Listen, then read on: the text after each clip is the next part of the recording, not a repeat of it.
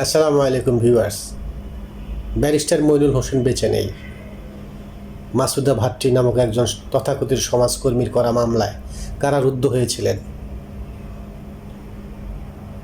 ইতিহাস রয়ে গেছে, কিন্তু আজকে যখন দীপুমণি গঙ্গা আক্রান্ত হন,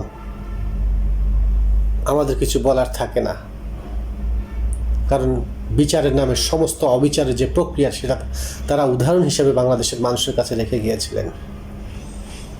তাই আজকে আমাদের আহ্বান থাকবে, কর্তৃত্ববাদের সমস্ত দোষরদের বিচার যেন সঠিকভাবে হয় এবং যেন এটা আগামী 100 বৎসর যাবৎ এদেশের মানুষের কাছে উদাহরণ হিসেবে থাকে এবং এদেশের মানুষের ভাগ্যকে নিয়ে ছিনিমিনি খেলার মতো কোনো সাহস যেন কোনো কর্তৃত্ববাদ না দেখায়, কিংবা কর্তৃত্ববাদ যেন কখনো আর এই দেশে প্রতিষ্ঠিত হওয়ার চেষ্টা না করে। আল্লাহ হাফিজ।